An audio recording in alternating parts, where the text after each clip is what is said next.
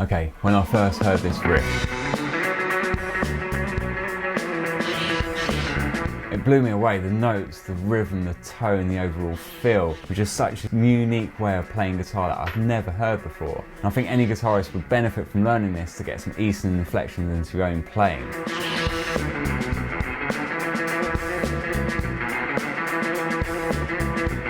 The tone for this particular track, Mark actually uses a deluxe reverb. So I'm quite lucky, I've got a deluxe reverb here, the Tone Master Edition, and I've got the reverb on about 5. In terms of other effects, I've got a slight bit of overdrive. So I'm using a Protein, that's a brown amplification pedal.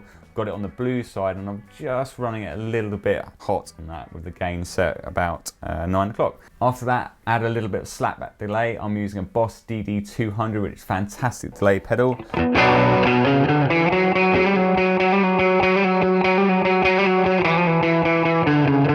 Really interesting fact actually, he actually uses, or has his wah pedal switched on at all time. No, I never turn it off. This just gets weirder. He's using various pickup selectors, but I've noticed on his live recording on this, he's actually using the bridge pickup to start off with. Okay, so a single coil bridge pickup. So I'll play a B minor chord to see how that sounds. Then from there, we're going into the first 5 notes of the B natural minor scale, which is the root 2 flat 3 4 5.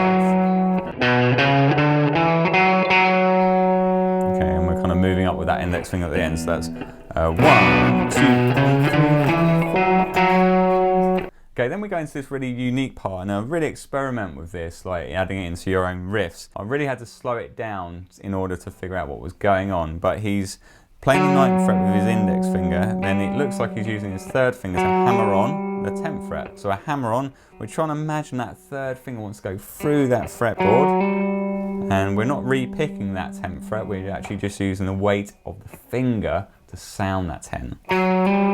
Okay? And then we're simply pulling off, so then we're taking that finger off. But what he does is this really quick. In terms of rhythm, this is the first stage, where you go 1, 2 and 3, 4, 1 and 2 and 3. 1, 2 and 3, 4, 1 and 2 and 3. So now you've got that, let's add in the trill, and we're going to do that with each of those pick notes. So 1, 2 and 3 and 4 and 1 and 2 and 3. And let's do that once more. 1, 2 and 3 and 4 and 1 and 2 and 3. And then after that, we go down to the 7th fret on the and the 4. We then would play the 7th fret and then trill between the 7 to the 8.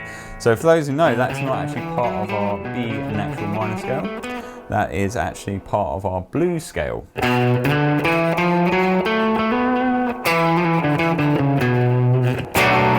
So now with that, we've got 1, 2 and 3 and 4 and 1 and 2 and 3 and 4 and 1. Let's do that once more. 1, 2 and 3 and 4 and 1 and 2 and 3 and 4 and from there, we're just saying on the 7th fret, up, down, up, and that's on and 2 and then 3 and 4 and 2 and 3 and 4, and then on the and 4, we're going to the 7th fret of the A, and 2 and 3 and 4, and we're going to an open E, back into the start again.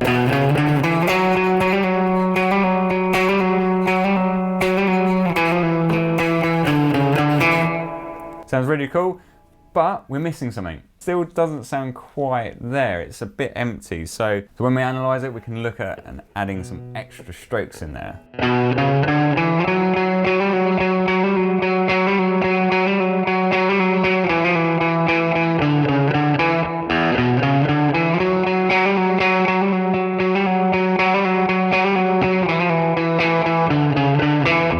So I practice this all in chunks, and what I mean by that, just a chunk of music and getting used to that. Once you can do that, then move on. So chunk 1 would be this. Chunk 2 is exactly the same. So chunk 1 and chunk 2 together. Then chunk 3. And then it's basically just practicing putting them all together after that. So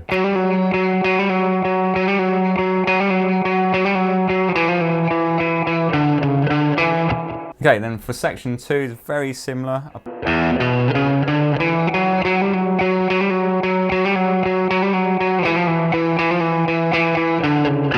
And on that rundown, we're just going. Okay, and then both sections together will sound like this.